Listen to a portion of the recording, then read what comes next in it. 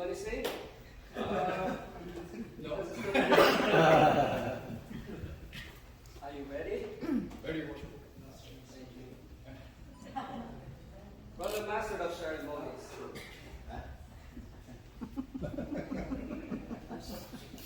You will now present the brother who has been elected to discharge the important duties of Master of this Lodge.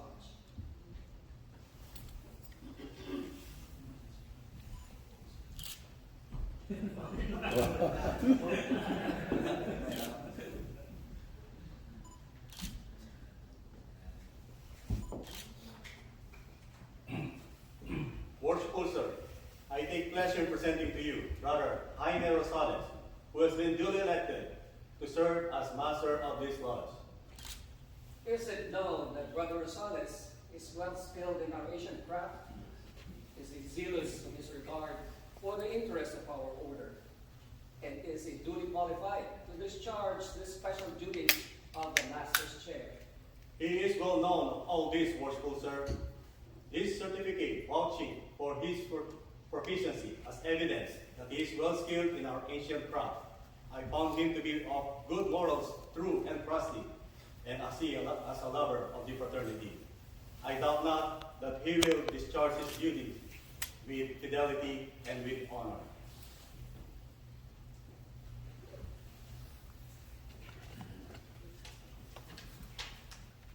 Well done, my brother. Very good.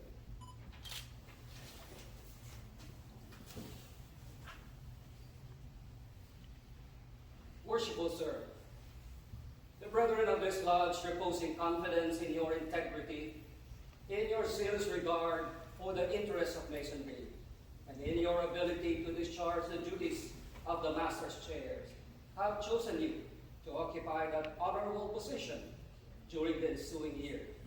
Are you willing to accept this important trust? I am.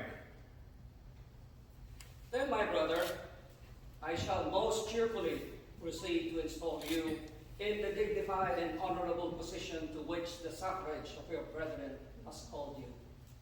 Not doubting that the dignity of the Oriental chair will be preserved in your keeping, and that the interests and welfare of this lodge may be safely confided to your charge. Before commencing your investiture, however, it is necessary that you should signify your assent to those ancient charges and regulations, which point out the duties of the master of a lodge, and which on no account are ever to be neglected or departed from. They are as follows. You agree to be a good man and true, and strictly to obey the moral law. You agree to be a peaceable citizen and cheerfully to conform to the laws of the country in which you reside. You promise not to be concerned in plots and conspiracies against government, but patiently to submit to the decisions of the Supreme Legislature. You agree to pay proper respect to the civil magistrate, to work diligently, live creditably, and act honorably by all men. You agree to hold in veneration the original rulers and patrons of the Order of Masonry, and their regular successors, supreme and subordinate, according to their stations, and to submit to the awards and resolutions of your brethren, when convened, in every case consistent with the Constitution of the Order. You agree to avoid private piques and quarrels, and to guard against intemperance and excess. You agree to be cautious in carriage and behavior, courteous to your brethren, and faithful to your lodge. You promise to respect genuine brethren and to discountenance impostors and dissenters from the original plan of Masonry. You agree to promote the general good of society, to cultivate social virtues, and to propagate the knowledge of the art. You promise to pay homage to the Grand Master for the time being, and to his officers when duly installed, and strictly to conform to every edict of the Grand Lodge or General Assembly of Masons that is not subversive of the principles and groundwork of Masonry. You admit that it is not the power of any man or body of men to make innovations in the body of Masonry. You promise a regular attendance on the committees and communications of the Grand Lodge, on receiving proper notice, and to pay attention to all the duties of Masonry on convenient occasions.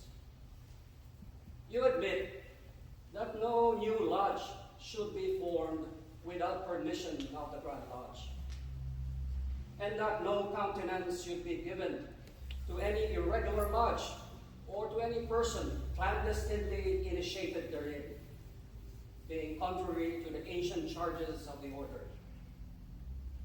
You admit that no person can be regularly made a Mason or admitted a member of any regular lodge without previous notice and due inquiry into his character. You agree that no visitors shall be received in your lodge without due examination and producing proper vouchers of their having been initiated in a regular lodge. These are among the ancient charges and regulations of free and accepted Masons, and to these your assent must be freely given. Do you submit to these charges and promise to support these regulations as masters have done in all ages before you? I do. Then, my brother, in consequence of this assurance, and with full confidence in your capacity and skill, I will now install you Master of Pittsburgh Lodge number 429.